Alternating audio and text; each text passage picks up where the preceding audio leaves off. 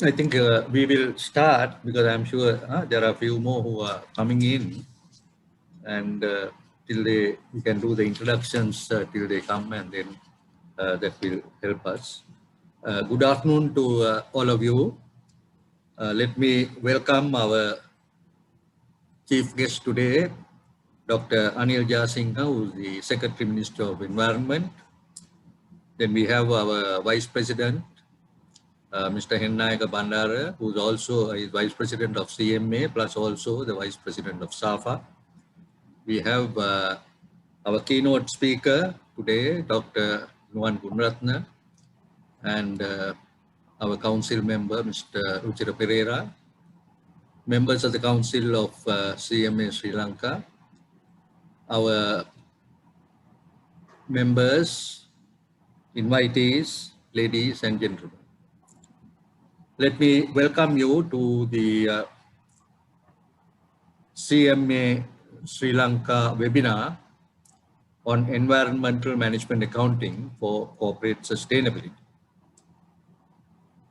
CMA Sri Lanka are celebrating the Earth Day 2021, and as I said earlier, we have chosen the topic of environmental management accounting for corporate sustainability. The theme of the Earth Day 21 is Restore Our Earth. The climate change and the coronavirus pandemic have reminded us of the harm we have caused. Thus, we must restore our Earth, not just because we care about the natural world, but because we live on it. A healthy planet is not an option, it is a necessity. So today we are conducting this seminar online via Zoom, and you know that if it was normal, we would be maybe doing it physically, either in a hotel or in another place where we are all together. But the COVID-19 pandemic has been able to make us go the digital way, and I think in future that will be the way that it will take not only our country but also the world forward. Today we have as our chief guest Dr. Anil Jasingha, who is Secretary of the Ministry of Environment, and he will be speaking to us and giving the chief guest address. And then of course we'll be having Dr. Nuwan Gunratna, who's a senior lecturer in the Department of Accounting, University of Sri Jayewardenepura, Sri Lanka, and fellow member of the CMA, who will be giving the keynote speech. I think Dr. Nuwan Gunratna will be introduced by Mr. Hennayaka Bandara, and I think he will give more details about him at this time. Now, on the topic itself, if you really look at it, the seminar covers an emerging body of accounting practices referred to as Environmental Management Accounting, or EMA. EMA has become an important decision support tool to implement an environmental strategy in striving for corporate sustainability. However, lack of awareness of EMA tools and techniques among accountants has become a significant barrier to the adoption of EMA. This seminar aims to provide practical knowledge, available tools and guidelines for the participants to adopt EMA in the state sector, in government ministries, in the private and not-for-profit sector organizations. So in this respect, we are very happy that the Secretary Ministry of Environment is present with us, because he will be able to see for himself as to how our environmental management accounting could be taken forward in all organizations which this has to be implemented. Now, another important area, of course, is the sustainability development goals. And if you really look at the sustainability development goals, they are one of the areas now, this was adopted in September 2015, where all world leaders adopted this. And the 2030 Agenda for Sustainable Development and its 17 goals, which include the protection of the environment. So these are areas that we think that Sri Lanka has also got to take a determined effort and implement this. World leaders affirm that they are determined to protect the planet from degradation, including through sustainable consumption and production, sustainably managing its natural resources and taking urgent action on climate change so that it can support the needs of the present and future generations. The UN environmental challenges in the 2030 agenda is to develop and enhance integrated approaches to sustainable development, approaches that will demonstrate how improving the health of the environment will bring social and economic benefits. So these are some of the important things. So it is really not only at our level, but global level, and we need to see how this could be done. So I'm sure that our speakers here, our chief guest and our keynote speaker will do justice to the topic that we are having, and that we will be able to really take it forward. So I'll briefly maybe introduce our chief guest, Dr. Jasingha. Dr. Jasingha has graduated as a medical doctor from the Lvov State Medical Institute in the former Soviet Union and holds a postgraduate qualification of MSc Community Medicine and MD Medical Administration from the Postgraduate Institute of Medicine. In 2011, he obtained the degree Master of Public Administration from Postgraduate Institute of Management, University of Sri Jayawardhan. He joined the medical administration as a medical superintendent, as the medical superintendent of the Provincial General Hospital, Badulla in 1996. Since December 2017, Dr. Anil Jasingha held the post of Director General of Health Services in Sri Lanka till August 2020. Thereafter, Dr. Jasingha has been appointed as the Secretary of the Ministry of Environment since 14th August 20. In fact, I read an article recently, of course, that was one of your former Director Generals when they were talking about the oxygen. He was telling as to how we installed the plants in the general hospitals and was able to increase and also to make it more accessible to the hospital. So I'm sure that you have done quite a lot in the medical profession, and today I think on the environmental front, today as the Secretary Minister of Environment, you are selected to the Steering Committee of Asia Pacific Network for Global Change Research, or at EPIN, at its 24th Intergovernmental meeting held on 9 February 2021.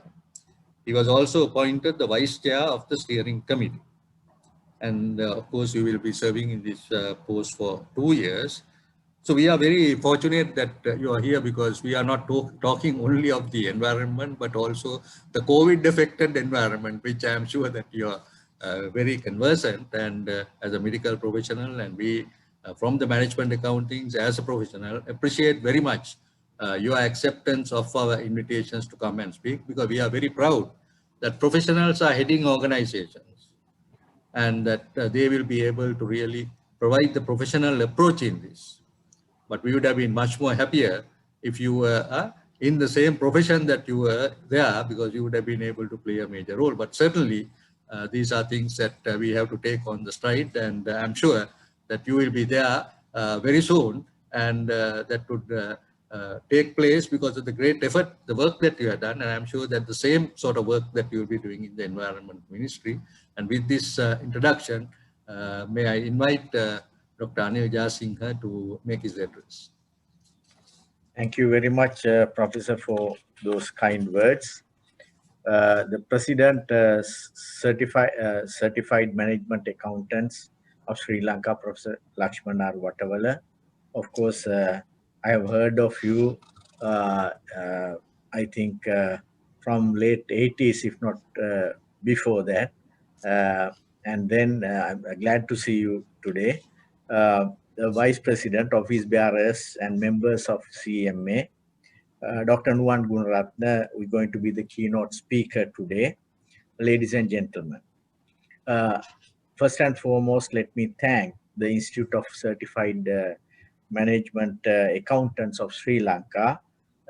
One thing, for selecting this theme Environment Management Accounting for Corporate Sustainability, and inviting me as the chief guest. Uh,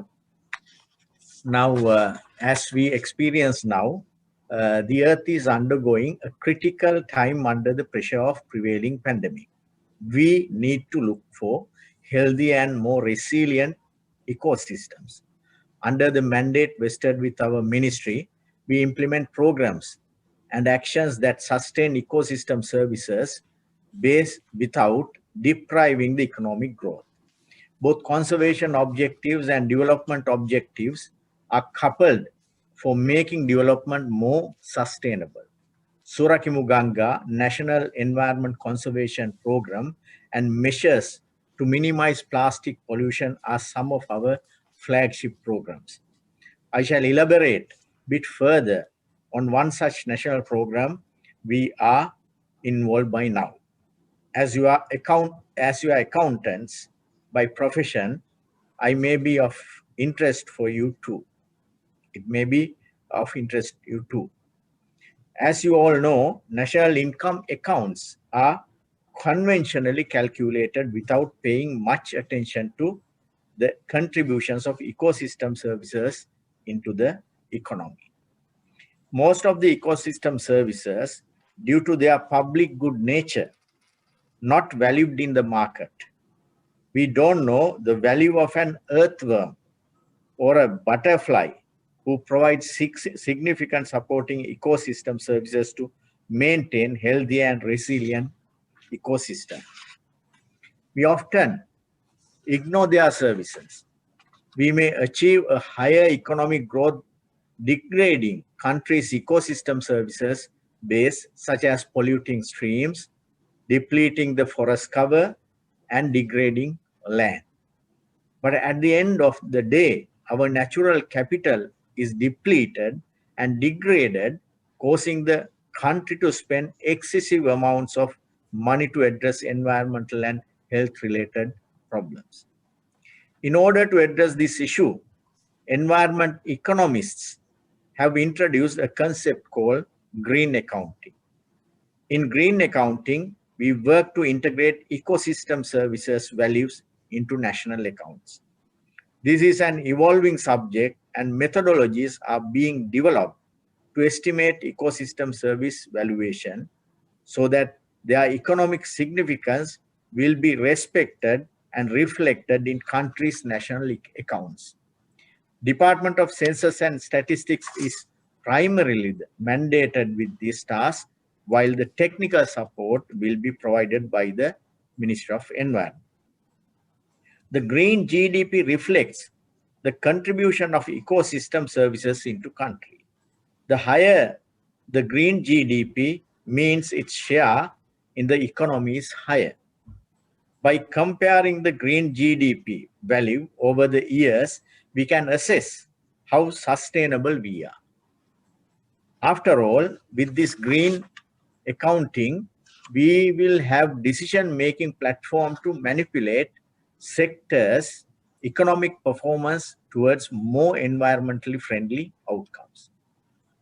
Now the Central Environment Authority, CEA, on experimental level started ecosystem services assessment and mapping using GIS technology. Spatial assessments will be followed by economic valuation of the ecosystem services values. On pilot scale, natural landscapes such as watersheds will be selected to estimate experimental ecosystem service accounts.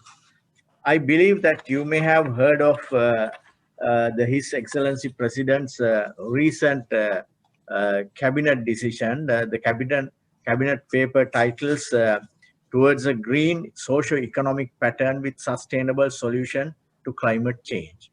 I would say this is a historical decision, I think, which has never come through before.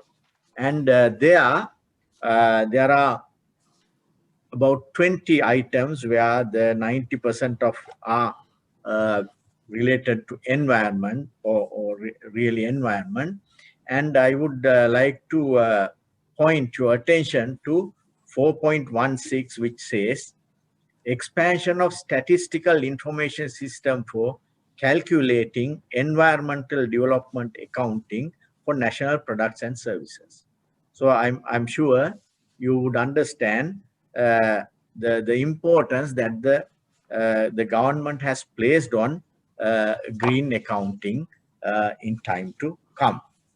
On global scale, approximately 100 countries have now developed well-resourced programs for incorporating green accounting into their national accounts.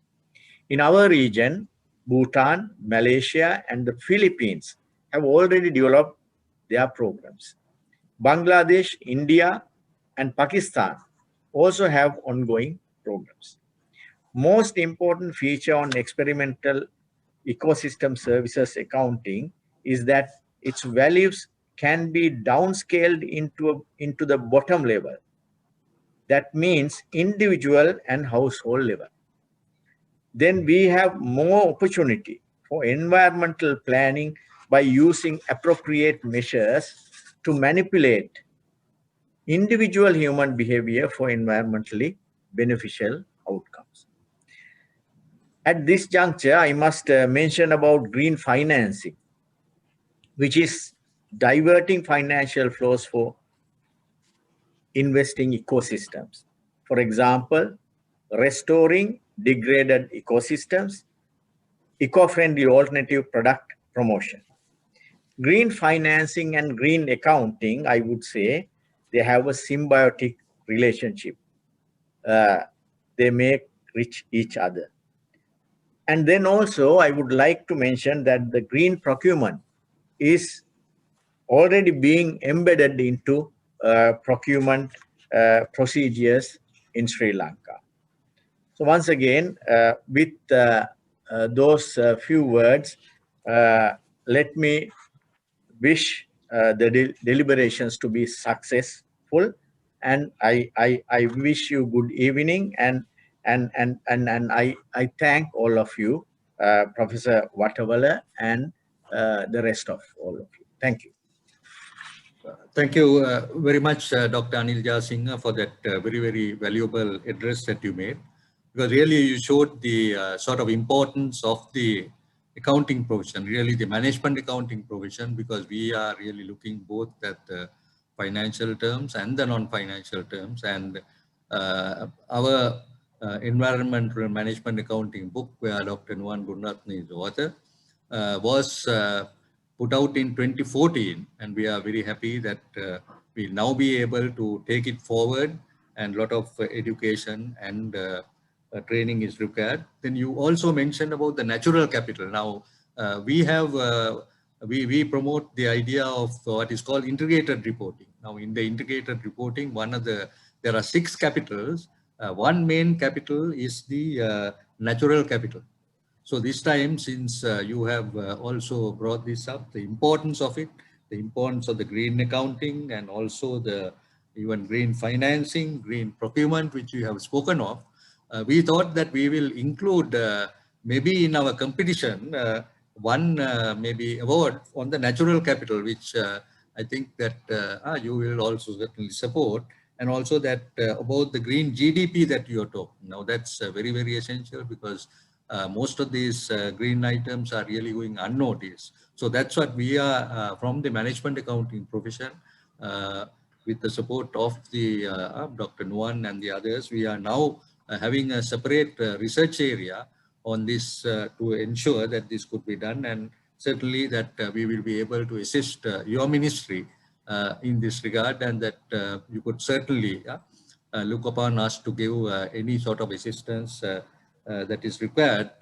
in the field of trying to get some figures, because today when we look at the news, we find that forests have been devastated, elephants have no place to go, so there are a lot of problems that are there. I think you have a lot of challenges on your hand, but I'm sure that you will be able to meet them. And let me again, once again, tell you that our CMA, which is the National Management Accounting Body in Sri Lanka, incorporated by Act of Parliament, will be able to provide all the assistance that your ministry needs in regard to the green accounting, the green financing, and also the green GDP that you are talking. And I wish to thank you very much for gracing this occasion.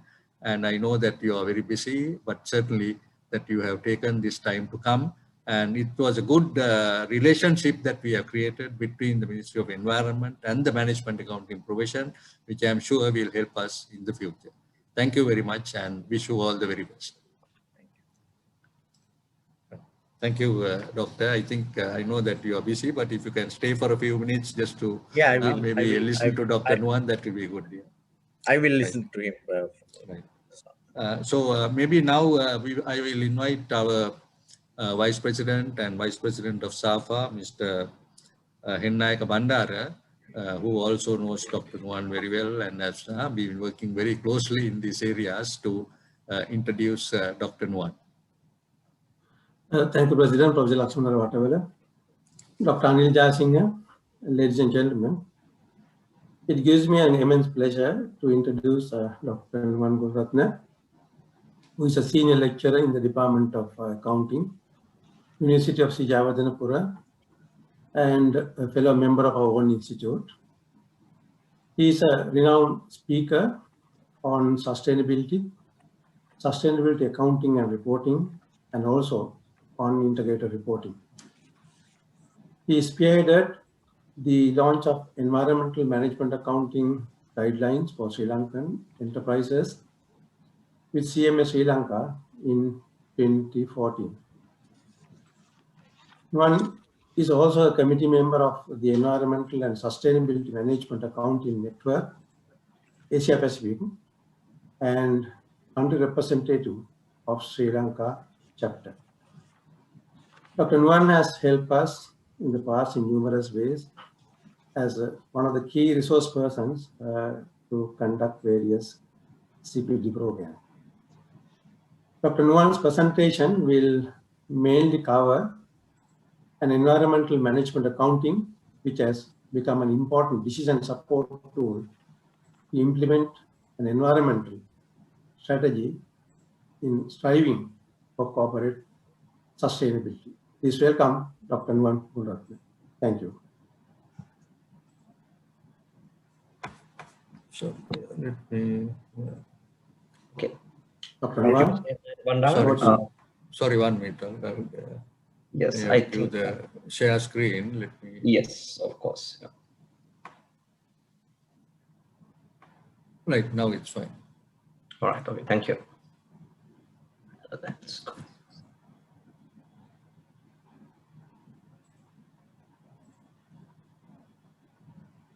I hope you can see the screen and hear my voice. Yeah, fine. That's fine. All right. Okay. Thank you. All right. Let's go ahead. Yeah. Today's topic, as mentioned previously, is the environmental management accounting. We call it EMA for corporate sustainability. Well, as Professor Watawala mentioned, today is we are having this seminar in celebration of the Earth Day, and let me quickly take you through a brief history of Earth Day. This was first celebrated in 1970, so we are today celebrating the 51st Earth Day, and the Earth Day celebration was triggered by the events that were taking place in US, especially after the Santa Barbara oil spill, and also widespread deforestation and pollution in US, so that millions of people flocked together and they demanded the Earth Day. And since then, from 1970s, Earth Day continues to play an important role in the global agenda, global sustainability agenda. For example, in 2016, the Paris Agreement was signed on the Earth Day, where 95 countries pledged their support to reduce the global greenhouse gas emissions, and even Sri Lanka has pledged her support. And Dr. Jasing explained some of the policy level actions that are taking place on this front. Now, when a country pledges its support to greenhouse gas reductions, there are implications for the individuals and for the corporate. So that's why Earth Day continues to play an important role in everyday's life, in everyday corporate life. All right, so with that little introduction, let me move on to the workshop today, where I'll be covering 5 areas, from corporate sustainability, then physical and monetary environmental management accounting systems, then EMA tools and techniques, then corporate environmental strategy development, and finally, EMA adoption guidelines. So at the outset, let me acknowledge that I'll be mainly focusing on an accounting audience, so that I'll be using some accounting terminologies, but I'll try to minimize the technical terms I'll be using. All right, here we go. So corporate sustainability. Now, before we move on to what is corporate sustainability, now let's look at why corporate sustainability, why corporate environmental sustainability. As we know, as mentioned previously, we have, there is increased public awareness and also regulatory pressure, the policy pressure on media coverage. And because of all these reasons, corporations, when I say corporations, it includes private sector, public sector. So they all have to be environmentally prudent. And let me quickly take you through some of these historical developments that led to the increased awareness on environmental management. So Sri Lanka and elsewhere, we have the issue of deforestation. Then again, some the development projects that were carried out without sometimes a proper environmental impact assessment. Then again, human-wildlife conflict. This is a problem in Sri Lanka, Africa, and everywhere. Then again, some natural disasters like tsunamis, hurricanes, and all these highlight the importance of environment. And I would like to draw your attention to this slide where the Conservation International in 2011 highlighted the 10 of the most endangered forests in the world. Here you can see in Asia Pacific region, there is the highest forest loss. So in some areas, only 5% is remaining. That means that 95% of the forest cover has been lost. Because you know that in Asia Pacific, there is the huge rapid development agenda, and forest cover is cleared for cultivation, maybe for industrial purposes, so that there is a huge problem in this region, in this part of the world. And also, this is another correlation where we find the 10 deadliest natural disasters since 1900. So we can see again, most of these environmental disasters have taken place in this region. I don't say that since we are clearing the forest cover, there are natural disasters, but since we are clearing the forest cover, the natural environment, we are actually destroying the natural protection we have. And if you remember tsunami in 2004, the tsunami that took place, we had the hardest hit, the greatest damage in the areas where the mangroves were cut down, where the sand dunes were cleared, so that when we destroy the environment, we destroy the natural protection we have against some of these natural disasters. Then again, this is London in 1950s. So people are wearing masks not because of corona, but because of smoke due to coal burning, which led to the passage of Clean Air Act in 1956. So this was a problem equally in developed as well as in developing and developed countries. Then again, Minamata disease, one of the famous cases in Japan. People were having neurological problems, but doctors could not identify this for years, and later they realized this is because of huge mercury content in water and fish that people consume, because there was a chemical company that was dumping chemicals full of mercury into a nearby bay and to the water. Then again, we know these incidents, Chernobyl case. Then again, Bhopal disaster that took place in India in 1984, and it took so many years for the justice to be done. Still, there is criticism that it was not the same amount of justice that was done compared with the destruction that took place. Then again, oil spill, BP oil spill, then Exxon oil spill, and even recently Sri Lanka was also on the brink of an oil spill, but luckily it did not happen.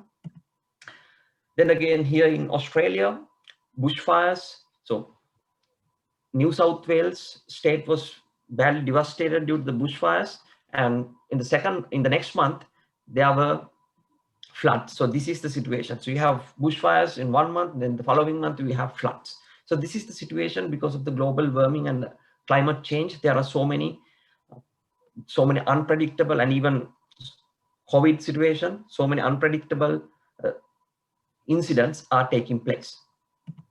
Now, because of all these reasons, corporations had to take a strategic move towards environmental issues, so that there came regulatory pressure, then certification pressure, then came this stakeholder pressure. Now, because of all these, corporations had to take improved response towards environmental management. So what are the actions they took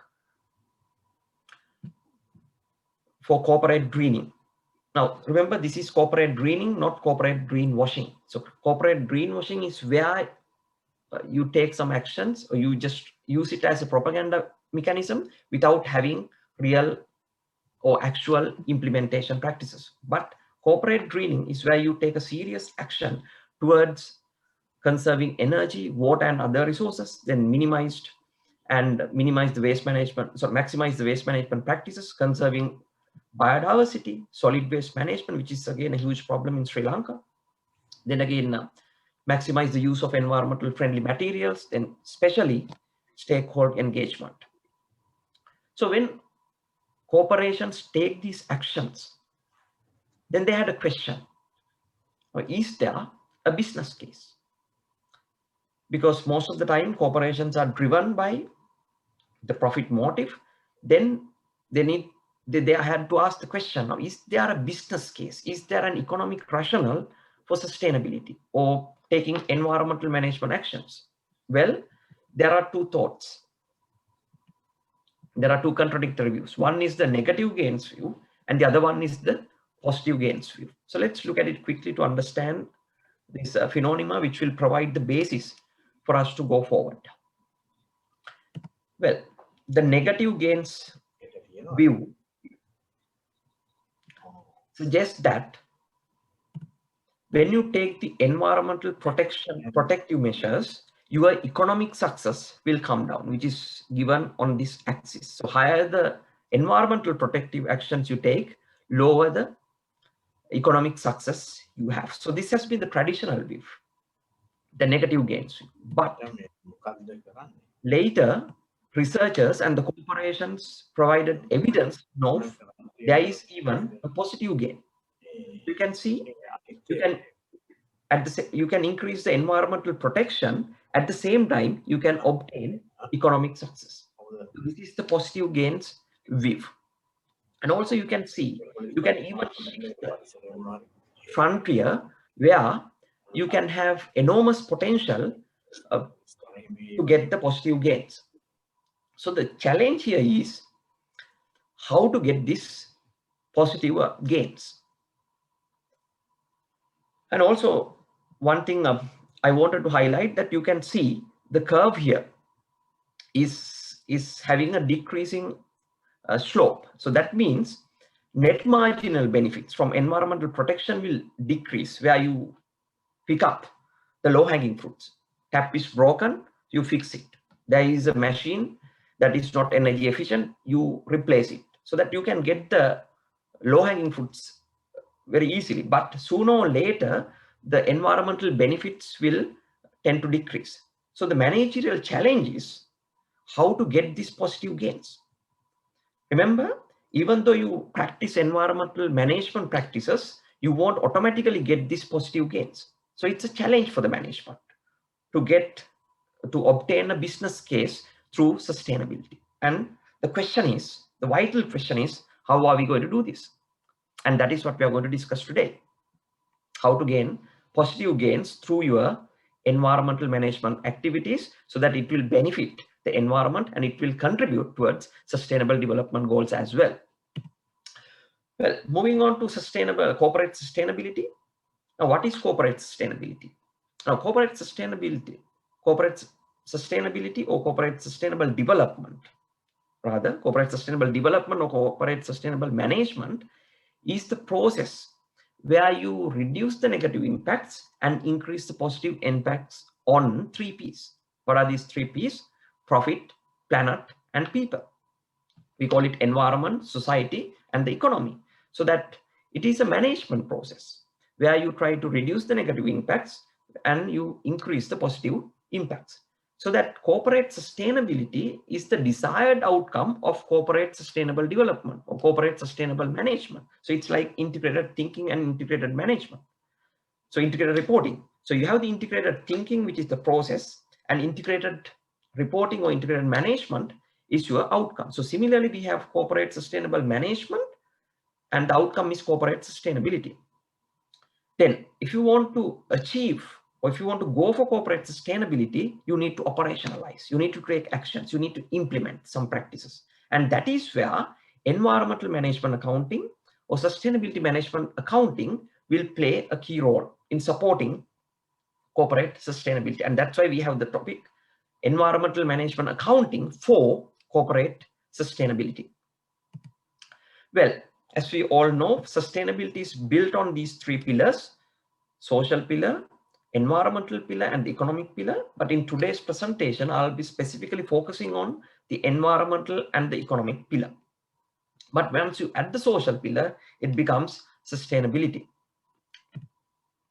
Now, with that little introduction about corporate sustainability, let me move on to physical and monetary EMA system. That is my second topic. Well, first, let's try to understand what is environmental management accounting. Well, there is no exact definition of environmental management accounting because it's an emerging body of practices. But usually, that is understood as the interface between management accounting and the environmental strategy of a firm. It can be any organization, as I said at the beginning. It can be government organization, it can be not-for-profit organization. So it's a connection between environmental strategy or environmental practices and the management reporting. Then what is EMA exactly? So let's look at some detailed definition. So if you remember the definition of accounting, it's the collection, identification, collection, analysis, use of accounting information. So EMA follows a similar definition where you define EMA as the identification, collection, and the analysis and the use of 2 types of information. One is physical information on energy, water, material, waste, biodiversity, chemical, so forth. Then monetary information on environmental related cost and savings. And you report this for various stakeholders. Stakeholders can be internal stakeholders and external stakeholders. When you look at this broad definition of EMA, we can identify 2 environmental management accounting systems. One is physical environmental management accounting systems, where the units will be expressed in physical terms like kilograms, liters, kilojoules, meters. Then we have monetary environmental management accounting, where it will be expressed in terms of monetary units, that is rupees, cents, dollars, or pounds. Well, let me get to some examples so that you will understand the practical validity of this topic. So this is a hotel in Sri Lanka where they have installed solar panels. Then on a regular basis, they measure the solar power generation.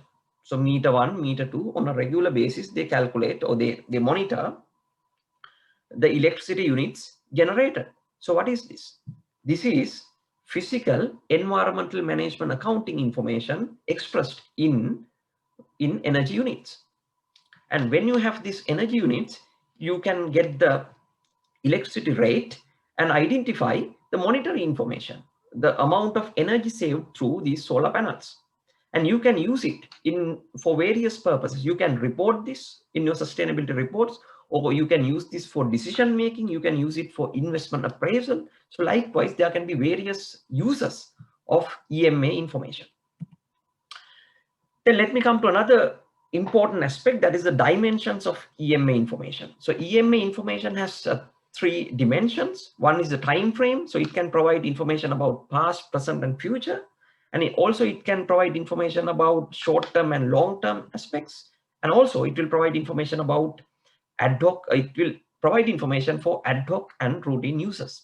So let's look at this a little bit in detail. Well, in 2002, Roger Burritt, Tobias Hans, and Stefan Salteger provided this very famous comprehensive framework for EMA implementation or EMA understanding. So you can see it's based on monetary and physical information, then short-term and long-term information, and also past-oriented and future-oriented information, and also it looks at ad hoc and routine information. So let's look at a few examples so that you will understand how valuable this framework is. Let's say an organization, it can be government sector organization or it can be a private sector organization, is going to install a solar panel and they want to do an investment appraisal. They want to understand whether this is worthwhile or not. Then they will calculate a payback period. Now that is monetary information because you are using payback information. You are using monetary values, and that is about the future because you are going to appraise the investment, appraise the future investment, and you are not going to do it on a routine basis. Therefore, it is ad hoc information. Then let's say once that solar panel system is identified, when it's installed, you need to monitor. You need to monitor the energy saving. So once you do that monitoring, that's going to be physical information. And that is, you can use it for short-term and long-term purposes, but that's going to be past information, and that is routinely generated because every day you monitor the amount of electricity being generated. So you can see EMA information can be used for various purposes, and the EMA information will have various dimensions. Now, let me get to an example. Now, this is JKH annual report. Under their natural capital, as Professor Atola mentioned, organizations, in a lot of organizations in Sri Lanka are following integrated reporting format, so that under the natural cap, where you account for 6 capitals, and under the natural capital, this is how the company has reported their use of their impact on the natural environment. So they have reported energy consumption in terms of joules. So this is physical EMA information used for reporting purposes. And also they have got the energy consumption per million rupee of revenue. Now this is monetized physical information. At the same time, they have reported significant environmental fines. Now this is purely monetary information. So you can see how companies are using environmental management accounting information for reporting. But today I'm going to expand the usage of environmental management accounting. It's not only for reporting. You can use it for decision making, you can use it for controlling, and so many other purposes. And that's what we are going to look at today. Well, putting EMA into context. So as you can understand, it's not another environmental management accounting tool. It's a body of practices. It's an accounting based body of practices which is based on many principles and approaches. And also it includes wide array of accounting practices that can be equally used by private sector, public sector organizations. Then you might have a question. Okay, from the brief introduction I gave, you might be thinking, okay, in my organization even, EMA, there are some uses of EMA. Yes, of course. Every organization, I'm sure, there is the usage of EMA information, because I'm sure that there is no organization that does not capture energy usage, that does not capture water usage, so that EMA information is generated. But the problem is accountants do not play a major role in EMA information usage. I will show you some evidence. And when that happens, when accountants are not involved in this vital information management system, your practices will be ad hoc. Your practices will be fragmented. Your practices will not derive the economic, social, and also environmental benefits that you desired. So in order to understand about the collectors and the suppliers of EMA information and the users of EMA information, we conducted the study in 2006. 16 and 17 period. And this was actually an international study where we compared Australia by taking a developed country perspective and Sri Lanka by considering a developing country perspective. So you can see EMA information is generated in different departments: general management or administration department. Then again, it can be generated by environmental management department or environmental health and safety department, and also sustainability department. And you can see accounting department or the finance department does not really generate information to the extent that is generated by the other departments. That's all right. Someone else generates or collects this information. Then also we wanted to look at who are the users of EMA information. So we did the comparative study, and you can see on this yellow bar, it's given by the accounting and the finance managers. So whether it's developed or developing country, you can see the usage of EMA information is low by the finance and the accounting managers. So that's why I told you, when accounting and the finance professionals do not use this information, it can lead to some fragmented practices. It can lead to some isolated practices in the organization, so that you will not be able to get the due benefits of environmental management practices. And that's why we are going to discuss how finance professionals, accountants, can get involved in this useful practice. So with that, let me move on to the third area. What are the EMA tools and techniques which can be practiced by different organizations? So I'll be spending most time on this area, because this, I think, something very useful. Well, you can have a wide array of EMA tools and techniques: accounting for energy, carbon accounting, accounting for water, it will go on, and life cycle analysis, balance scorecard, eco control. So likewise, there can be so many EMA tools and techniques. And remember, some of these tools are traditional management accounting tools. So they are now extended into environmental management area, or there are some other newly developed tools like material focused accounting or eco control. All right. Now, I want to give you a different perspective of these EMA tools. First, we have supportive tools in an organization. So this is a different classification of EMA tools. So supportive tools. So every organization should have this accounting infrastructure, the information capturing mechanism, so that you will be able to identify the environmental accounting information or environmental information, and you will be able to classify them, you can allocate them, and then you can have cost accounts. So that these supportive tools are very important for every organization. Once you have the supporting tools, then you can start practicing some specific EMA practices. Carbon accounting for carbon footprint management, or energy accounting for energy management, then biodiversity accounting for biodiversity management. So likewise, you can use some specific tools if you have the right set of accounting infrastructure in your organization. Then, in addition to these specific tools where you focus on a particular environmental domain, you can use some integrative tools. For example, you can use environmental capital budgeting to evaluate the installation of solar panel system or some other environmental oriented or any other capital budgeting decision. So where you will use information generated from different specific tools. So that now what I want to highlight is that if you want to practice these tools, you need to have this supportive infrastructure in your organization. Well, this gives you another perspective. These are the supportive tools, and then you can use the information for specific and integrative purposes. And this EMA information can be used for various decision-making and control purposes.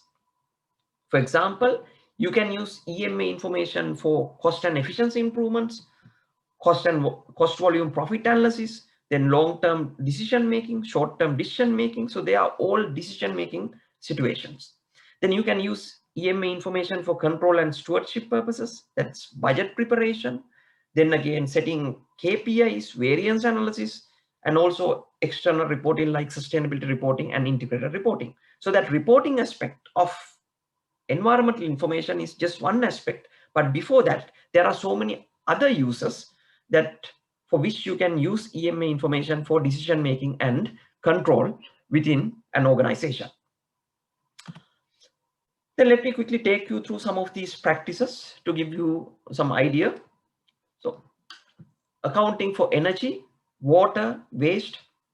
So this is all about tracking and the analysis of all flows of energy, water, and substance into the organization, that is the inputs, through the organization, that is the process, and out of an organization. So it's about capturing and tracking inputs, the process, and the output.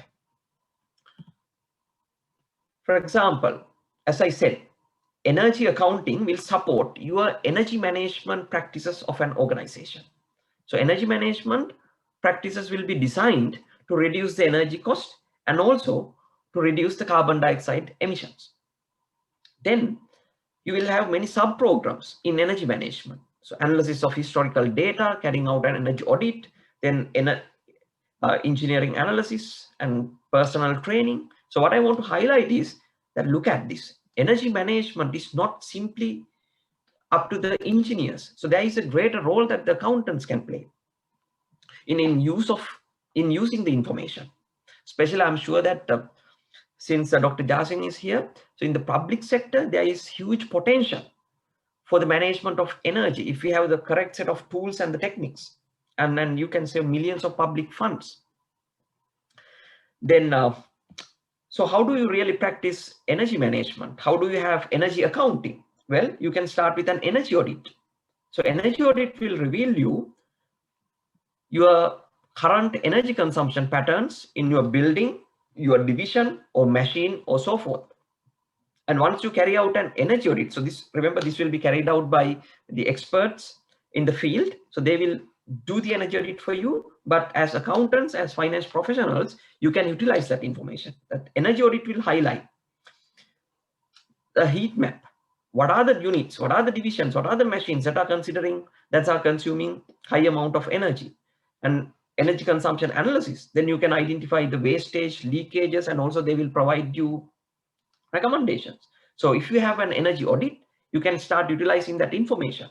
So as a finance professional, you can start using the information provided by an energy audit. And also you can understand the interdisciplinary nature of this practice. Or you always have to work with the engineers, maybe some technical people or technical staff, and that's where the education is very important, which I will highlight later. Then I'm also looking at some GRI practices on energy. Now, why am I using this? Because most of the organizations will have the question, okay, how am I going to start practicing energy accounting in my organization? So my suggestion is start following GRI guidelines. You might not prepare a sustainability report. That's all right. That's perfectly fine. But look at these requirements, reporting requirements. Then you can devise your own strategy for energy accounting. So this is reporting driven accounting practices. So look what is needed for reporting and then devise your energy accounting system. So energy management or GRI 302 requires you to report on energy consumption within the organization, energy consumption outside the organization, within the value chain, then energy intensity and so forth. If I go into details, so it requires you to report on energy consumption in terms of renewable sources and non-renewable sources. So if you remember, if you carry out an energy audit, this is what you can get. Then you can start reporting on energy information using physical terms, electricity consumption in joules, watt hours, or multiplies. So this is the use of physical information for reporting purposes. Then again, another important aspect is the energy intensity ratio. You can calculate not only the absolute values, but you can calculate a ratio so that you can compare. Different divisions, different departments can be compared. And for example, let's say you can calculate the energy consumption per square feet. You can calculate the energy consumption per employee, so that you can have these ratios. You can compare them with historical figures. You can compare with other divisions. You can compare them with industry best practices, so that you can have lots of practices for if you have the energy ratios. And also you can use them for budget setting. Then you can use it for variance analysis and decision making, and even in pricing, so that you can have a lot of benefits of environmental management accounting information, or in this case, energy information. Then let's look at how a company has reported on energy. So this is again John Keel's Holdings. So they have reported on energy consumption using non-renewable sources. Then again, they have reported on scope 1, that is greenhouse gas emissions, for carbon footprint, again scope 2. So they have reported on their greenhouse gas emissions, or the carbon footprint, in terms of scope 1 and scope 2. So this is where you have to use environmental management accounting information to support your reporting practice. Now, as I said, if you want to report, if you want to use it for decision making, what is important is to have correct set of infrastructure, the accounting infrastructure for the collection of information, the classification, maybe environmental cost accounts, so that you can start practicing these specific tools. And once you have the specific tools, you can use it for you can use the accounting information for efficiency improvement. You can use it for cost savings. You can use it for budget preparation, then variance analysis, external reporting, and so forth. Then another example. This is Talwakale Tea Estates. So this is how they have reported on their material. So they must have followed material accounting, and this is how they have reported on non-renewable material, then again non-renewable material, all in terms of physical information. Then another important aspect is waste management. For that, we have waste accounting. But before an organization follows waste accounting, we need to understand the waste management hierarchy. So as we all know about the 3R: reduce, reuse, and recycling policies. Now, in addition to these 3 waste management options, there are some other options like co-processing, incineration, and least desirable, we have unmanaged waste. Now, if you look at the first 4 options, that's about the recovery options. So these are the desirable waste management options. Then on the other hand, there is a disposal options, which are not that desirable, and that's why this waste management hierarchy is upside down, because always the waste management options at the top are more desirable. So this waste management hierarchy is important at a national level, and this is important at an organizational level, or even at a household level. Then if your waste is mixed, then you cannot go for waste management.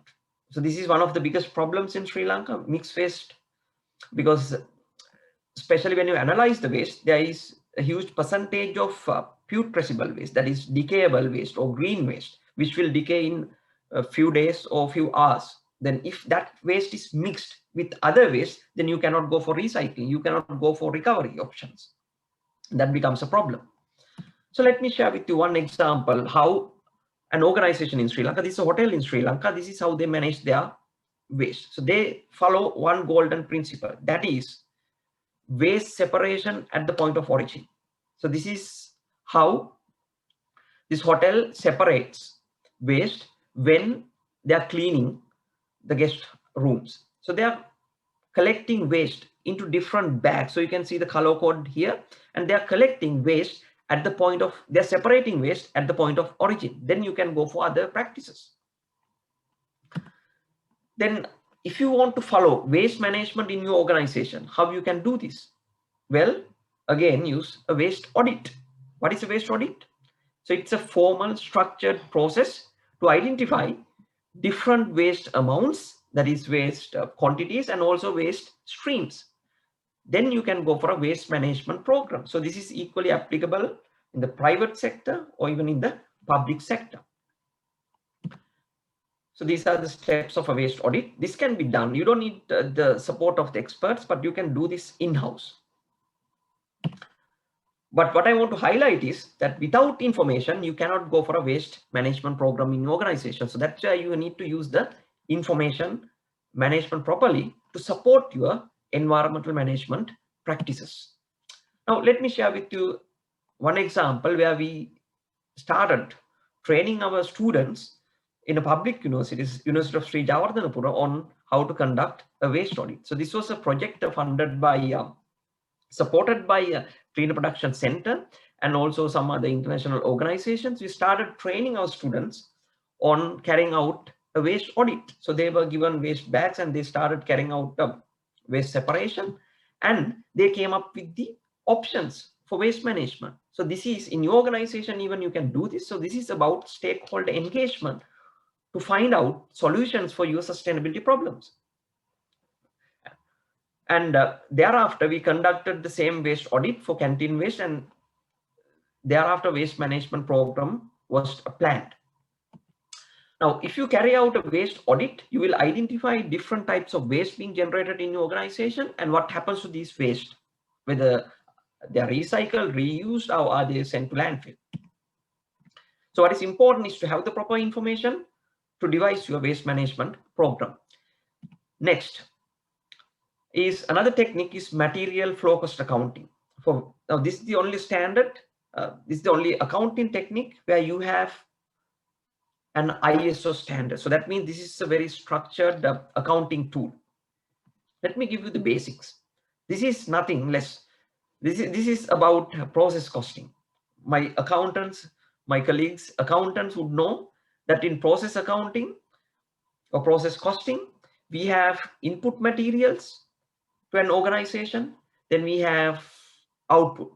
It can be air emissions or product output. So we have product output and non-product output for an organization.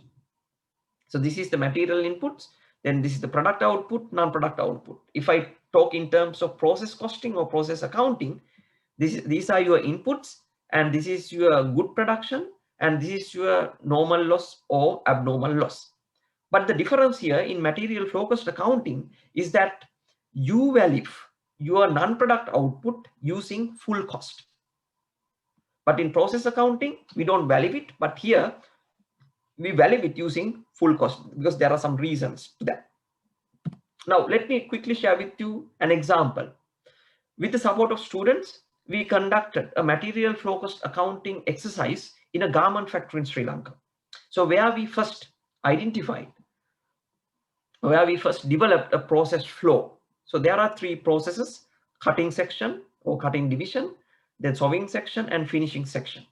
And material is added at different sections, and also there are waste streams coming from each division, each process. Now, after we developed this process flow, then we started quantifying them. Fabric, okay, there is a fabric waste, and then there is accessories, and there is a waste there. And what we did was to assign a value for this waste. We had to assign a financial value, and this is how we did the mass balance input-output analysis. And we used activity-based costing to assign a value for this waste. And this information was presented to the organization, and I'm sure that they took later on actions on this. So this is one example of how we used material focused accounting in an organization. Then another technique, another accounting technique is life cycle costing or life cycle analysis. As we all know, we take raw materials from the environment, and there are different stages: extraction, then production, packaging, distribution, then again use phase, and finally disposal phase. And after disposal, if you don't recover the material, then it will go into incineration or landfilling. So that's what we call the traditional linear economic model: take, make, and dispose of model. But if we can close this loop, we can go for circular economy model, where we close the loop, and these resources, these finite resources, will be in this loop. Now, when you carry out a life cycle analysis, you can identify in which stage you are operating in and what are the inputs here, and what are the outputs and what is the process. Sometimes your organization would be engaged in one of these areas, maybe manufacturing, raw material extraction, or distribution. But very hardly we know the full life cycle of the products that we consume. We don't know what happens to them at the end of the life cycle. Let me share with you one example of how Levi's conducted a life cycle analysis for their jeans. So they identified 6 life cycle stages, starting from cotton production to end of life cycle. Then they did a map to identify the sources of raw material and different stages of garment manufacturing. And finally, they identified that all these jeans would end up in landfills, either in landfill or incineration facilities. And thereafter, they wanted to identify the energy consumption throughout the life cycle of a jean. And this is what they identified. So the highest consumption of energy is in the use phase. And if you look at the organization, Levi's, they will be controlling only logistics or retail or cutting or sewing sections. But highest energy consumption is outside their organization. Similarly, when they analyze the water consumption throughout the life of a jean, they identified it's in the use stage and also in the cotton farming stage, which is outside your organization. So if you want to take some environmental actions, this analysis highlights the importance of stakeholder management, getting the support of your suppliers, getting the support of your customers if you want to really reduce the environmental impacts. So that life cycle analysis would reveal such important insights. Again, I should say that carrying out a life cycle analysis is not an easy task, and there are experts where you can get the support, but you can use the information in your organization. Then this is one of our research findings where we wanted to identify to what extent the Sri Lankan organizations use EMA tools. And as I said, in 2016 and 17, we did this international study comparing Australia and Sri Lanka, and this is what we identified. The highest tool used by Sri Lanka and also in Australia are the energy accounting and carbon accounting. In Sri Lanka, this was driven by energy accounting. In Australia, this was driven by carbon accounting because they have some regulatory requirement to report carbon. Then also you can see in Sri Lanka, there is water accounting, there is material accounting, and also there is waste accounting. Then this is another study which we conducted in 2018-19 period, where we wanted to identify how organizations are using EMA information for different purposes, how they are using it for identification of environmental cost and so forth. And one interesting thing we noted is that there is a low use of EMA information for these integrative tools. So these are the tools that are important. These are the tools that you can use for various purposes, but there is a low level of usage of EMA information for integrative tools.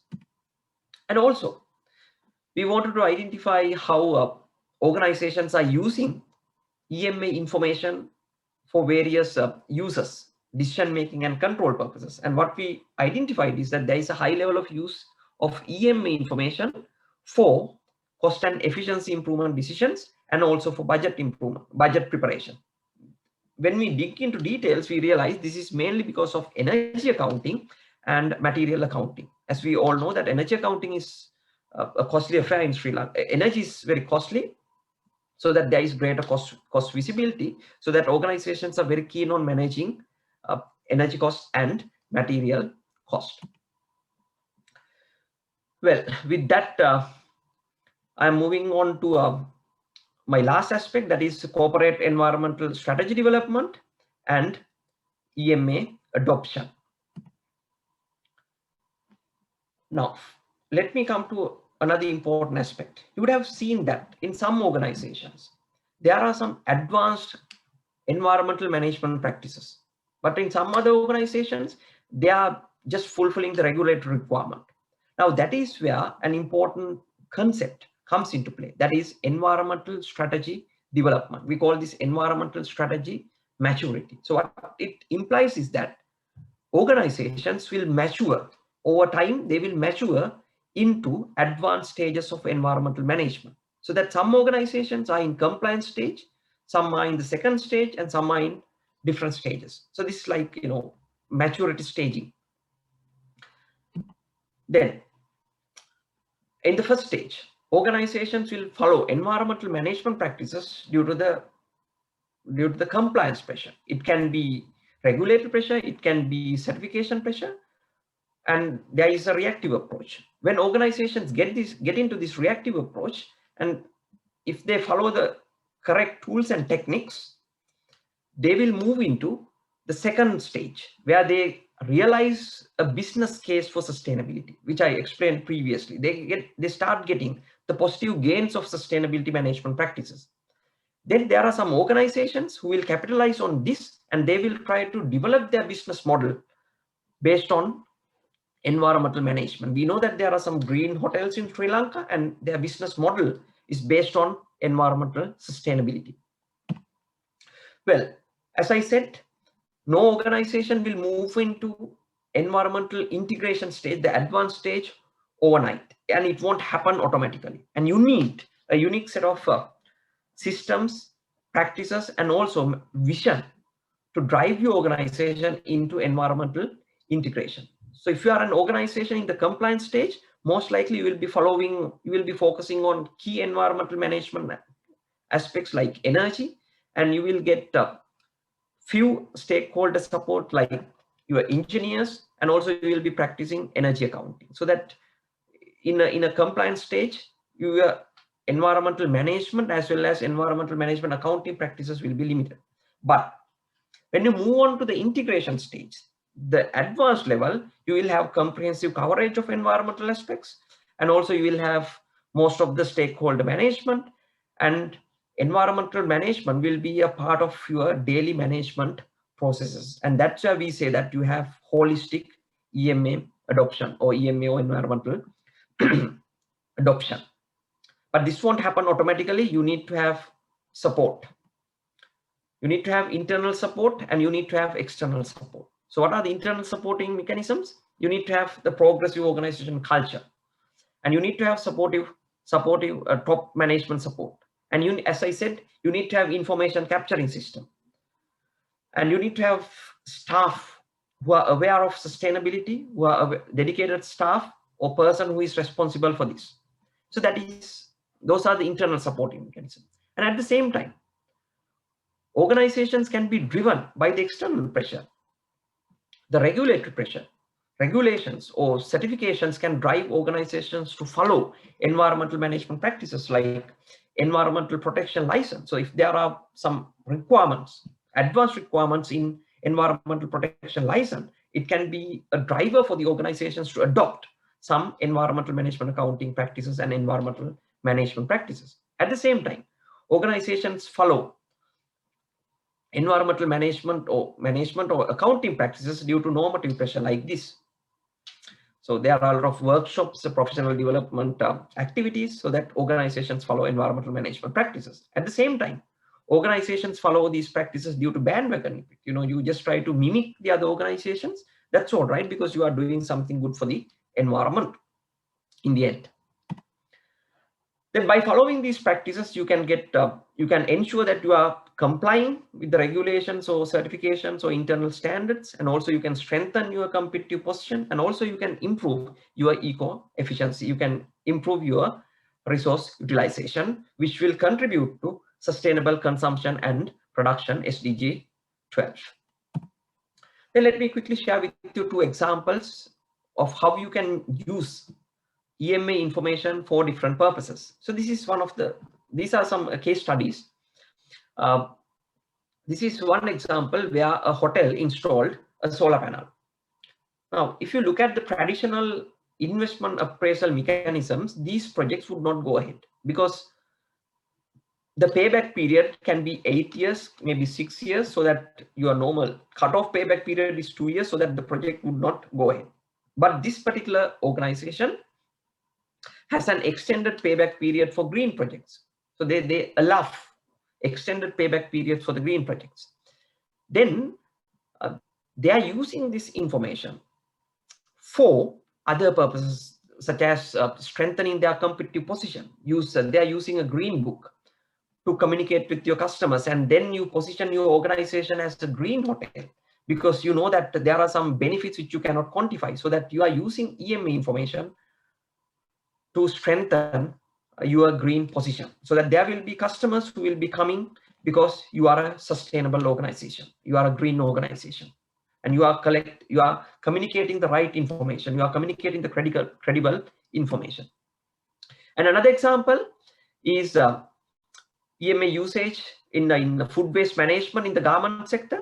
So as we all know that food waste management is a huge problem in the garment sector, because we have to give lunch or give meals for thousands of employees. So one particular garment, they started separating waste, separating kitchen waste and the canteen waste of food waste. Then they devised a separate waste management strategy. For the kitchen waste, it can be different reasons, because employees are not trained, so that they waste a lot of food material when they are preparing meals. So then that requires training. So that's how environmental management accounting information leads to employee training. Then there can be supply chain issues, because you are not buying the correct material. Then there should be some action for that. Or you are buying the correct material, but you are not storing them enough. You are not storing them well enough, so that there will be logistics problems. So that you can see, if you can identify the separate sources of waste, you can go for different actions. At the same time, when they identified the canteen waste, they realized, okay, employees are wasting food because they think it's free. Then it's about employee training and development, creating awareness of the food security and the problems we are having with regard to food. So that if you have the information, you can start utilizing that information for various purposes. So what I want to highlight is that the foundation is the information. If you have the right information, you can use it for various decision-making and control purposes. Well, let me come to this last bit, where I'm going to shed some light on the future direction for the professions. As we all know, that most of these accountants do not have this knowledge, and they acquire this knowledge through external training or in-house training. And that's where the universities and the professional accounting bodies have a great role to play in incorporating sustainability thinking or sustainability agenda into the university education. I think this is equally valid for all the universities and all the degree programs, and even this is needed even at the school stage. Okay. Then especially when it comes to sustainability, as I said, it's an interdisciplinary undertaking, so that accountants should know a bit of engineering, and also the engineers should know some accounting practices, so that there has to be some interdisciplinary approach to sustainability education. Then let me quickly take you through two examples of how Sri Lanka has lit some candle to educate the profession. CMA Sri Lanka, and I'm getting my example of Department of Accounting, my university, and how we have followed some practices.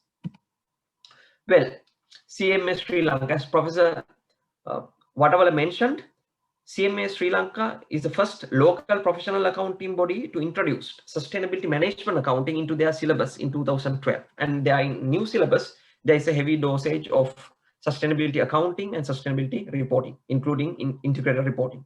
And CMA is having so many seminars, workshops, conferences, award schemes, all would continue to drive the sustainability agenda of the country. And also, as mentioned previously, CMA Sri Lanka introduced environmental management accounting guidelines in 2014, and this is available on the CMA website, so it's free to download for anyone. Then let me take my own example of a Department of Accounting, University of Sri Jawatanapura, and how we introduced sustainability accounting into accounting curricula. From year 2000, sustainability reporting has been a part of accounting curricula of University of Sri Jawatanapura. I should acknowledge that Professor Samanthi Senaratna, who was a pioneer in introducing sustainability reporting nearly 2 decades back into the accounting curricula. Then, so that's about financial reporting side. Then we realized, okay, we need to have sustainability accounting education for internal decision making, internal controls. So that's where we introduced corporate sustainability accounting in 2011. So that our approach to sustainability accounting has taken 2 parts. One is financial accounting, looking at the reporting side, and management accounting, looking at the internal management accounting side. So this was initially, corporate sustainability accounting was initially an elective course, and thereafter from 2022 onwards, it's going to be a core course. So for us, it has been a journey, because we also wanted to develop capacity. We also wanted to develop our research and knowledge. So that's how we started this journey of sustainability education, sustainability accounting education. Then we gradually incorporated sustainability into other management accounting streams, because there are students from other departments, so that they also will have some understanding about sustainability accounting. And also we have undertaken a transdisciplinary approach to this particular course. So we have followed a pragmatic orientation where students are there is a compulsory case study development where students have to develop a case study based on a real life example, where they have to deal with accountants, where they go and deal with the engineers, they go to the production field.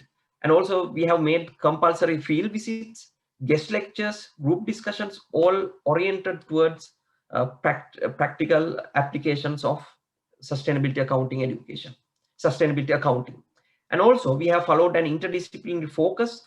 And what we have realized is that because of this knowledge, it changes the attitudes of the students. It changes the values of the students. It changes the behavior of the accounting students. I think changing the behavior of accountants is very difficult, and I'm happy that we have taken the right step in the right direction. And these are a few examples how we made field visits, going into mining companies, tea factories, working with engineers, so that this is all accounting students going into the field to understand sustainability accounting applications together with different professionals. So it was not an easy task, but we did it because we had the right leadership, we had the support, and we had the support of various stakeholders, professionals, then companies who supported us to do this. And over the years, our approach to sustainability accounting education has become a case study where we now get calls from different countries to share our experiences. So for us, sustainability accounting as an educator, sustainability accounting was a journey for us. And I'm sure for the professionals, this will be a journey, because it is sometimes a journey that will teach you more about the destination. So for all the professionals in public sector, private sector, I invite to get onto this journey. And this journey is adventurous, this is exciting, and you can contribute towards sustainable development of the country. So with that, let me conclude. Thank you. Thank you very much, Dr. Nuwan. I think that was a very, very detailed explanation of the EMA, the Environmental Management Accounting for Corporate Sustainability. What I will do is, there are a few questions that have been asked. Do you want me to go through it, or you also have access to it on the Q&A? Huh? Yes, let me first read. Yes, one question is, what are the possible research areas on this topic in the Sri Lankan context? Yeah, I would say there are so many areas. Just please get me connected on LinkedIn, or you can email me. I will provide you some research material, the publications we have made. So please be in touch. Then there's another question for the effective implementation of EMA.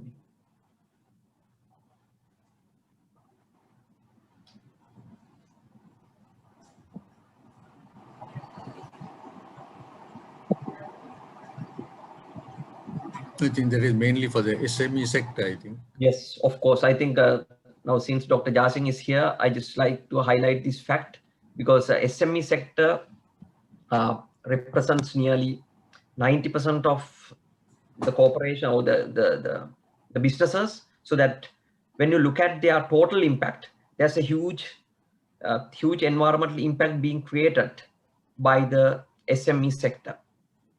But we have largely neglected the SME sector in corporate environmental management or environmental management actions or sustainability actions. So I think that's where, as that particular question correctly highlights, the policy level interventions are needed. So I'm sure that I know that Professor Vattawala, you are taking a lot of actions towards the SME sector, but I think the policy level directions will be a must to get the SME sector on board in sustainability agenda of the country.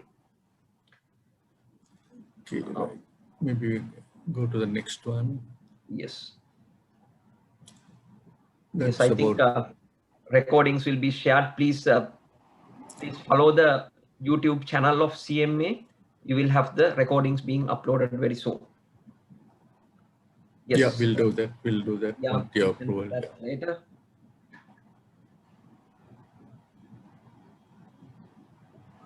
Okay, yeah, Mr. Nimal Pereira shares some examples of energy accounting. Thank you very much.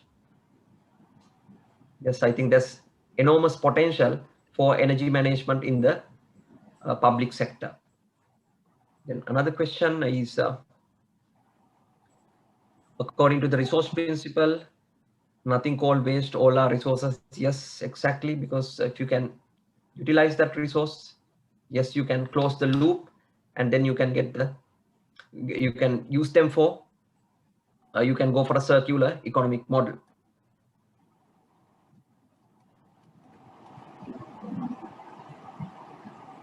Okay, thank you very much. Right. Okay, then I think some of our panelists are also here.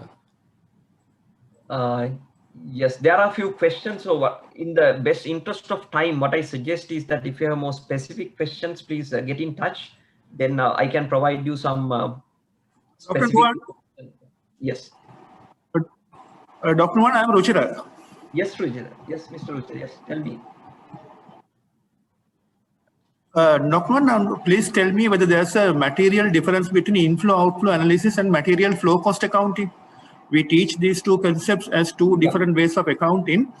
Is there a significant difference other than one is purely financial and other one is financial plus non-financial? What is the significant difference between these two aspects of accounting for environmental cost? You said that input-output analysis, is that? Yeah, input-output analysis and the material flow cost accounting. Because I'm not exactly familiar by what is exactly meant by input-output analysis, because for material flow cost accounting, yes. Input-output analysis, what I meant was the reconciliation between what you input and the output in physical quantities. All right. And then, yeah. Okay, I think it's the foundation for material flow cost accounting. I don't think these two are two different. You can practice two different things, but the foundation is the mass balance. You know that we are using the second law of thermodynamics, where it says energy cannot be destroyed. Correct. So that whatever the energy that is input into a system will have to stored or go out of the system. So that it's based on the input-output balance or mass balance. So what we do in material flow cost accounting is that we assign a value for that. Like in process costing, you have two columns on each side. Yes, exactly. But the difference is in process costing, you don't value normal loss. But in material exactly, any loss is valued at the value of good output. So that's the difference between material flow cost accounting and process costing. I hope I answered your question. Dr. Nuan, there is a Thank you. question. Thank you, Dr. Nuan. Yes. I will just read it from Venkata Ramani. Yes. So it is really thought-provoking lecture. I just want to know whether we can integrate environmental management accounting with ISO 14001 so that the non-monetary information generated under ISO standards would be monetized and reported to the internal management systems. Yes, I think that's a very good question. As I said, organizations follow different environmental management practices even due to the certification pressure, because it's an external drive that will propel your organization into the pursuance of accounting practices. So there's no problem in using ISO information for your accounting, for your internal reporting purposes. But sometimes ISO information could be generated by different departments. So the challenge would be to get that information into your daily management routines. So that's where you need to be, there will be a difference between the collectors and the users, so that if you can devise the correct mechanism, you can use that information for your internal purposes. So there's no problem, I think. Thank you. Mr. Ennaka, you have any comments from your side? Any comments or? Officer, I'm just Dr. Anwan, you just mentioned, in detail the EMA tools and techniques available, and you explained very well. And you gave a comparison between Sri Lanka as well as Australia. Just to know whether we could get that kind of information on this part of the world, the SAARC countries. Is it necessary to carry out a risk or the research, or is there any way that you could get that kind of information? As far as I am aware, I don't know any other study in this part of the world, especially in South Asian countries. But I know that there have been certain studies in Malaysia, then Thailand, then also more studies in European countries. So I have not seen any national-wide studies in the South Asian region. Thank you. I think, Mr. Hennaka, you can take the initiative now that you are Vice President of SAFA to carry out this study in the SAFA country. Yes. Maybe that's something. And maybe we can get assistance from Dr. Nuan also in this. Yes, certainly. Right. I think the time is already maybe up. So let me thank Dr. Nuan for that very, very I think informative, very useful, and also bringing into light the importance of the environmental management accounting, because although we launched your publication in 2014, I don't think that we also really took very much other than what we introduced it into the syllabus. But I think we can really take this into account. There was someone who was also asking whether we can do a certificate in EMA management accounting. So that's another thing that we can discuss with you and see how we can do that. Maybe the university and maybe where you can take the lead in that area. So let me thank you for the very valuable presentation you did, the time that you spent with us, and also all our others who have been involved, the participants, and also from the panel side where we had our Vice President, Mr. Ennaka Bandara, who will be there, plus also that he will be able to now take it forward with SAFA, where this could be popularized, and our EMA guidelines are also available, which can be made available to them. And also our own council member, Mr. Ruchira Perra, who was there, and he is really involved more with the student education side. So that might be an area that we can now look into and see how we can promote it. So once again, let me thank Dr. Nuan for that excellent presentation. Actually, he's making the presentation from Australia. Although we said that he is a senior lecturer at the University of Sri Jayawardenapura, he was there in Queensland doing his PhD, and now he's obtained his doctorate. So we must congratulate Dr. Nuan. And very soon I was told that you will be back, so that maybe we'll be able to work very closely with you and ensure that this area could be really taken forward. And we can also join with the Ministry of Environment, because that's will be a big support for us. And I'm sure Dr. Jasinga was here, but I think he had to go off for some other important meetings. So let us thank him also and all the others who have been participating in this. And Dr. Nuwan, I'm sure with your support that we'll be able to take this forward. Any other comments from any of our other? Rehnage, you like to make any further comments before we close? No, thank you. Okay, thank you. Ruchira, you have anything to say?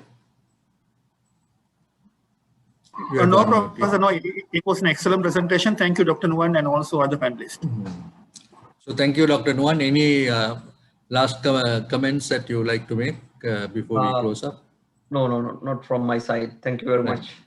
Okay, thank you. I know it's quite late for you there, but we are very thankful for you for making your valuable time available and making a big contribution in this respect, and also for us to celebrate the World Earth Day, which I think very few have done, but we've been able to do it and bring the importance of the accounting aspects with the environment management accounting for corporate sustainability. So thank you very much. And thanks everyone for their participation and presence. Thank you and good night. Thank you. Thank you, Dr. Nuwan. Thank you for excellent presentation. Thank you, Professor. Thank you, Dr. Nuwan. Thank you, Mr. Nayak. Thank you. Thank you. Thank you. Thank you then. Bye. Bye.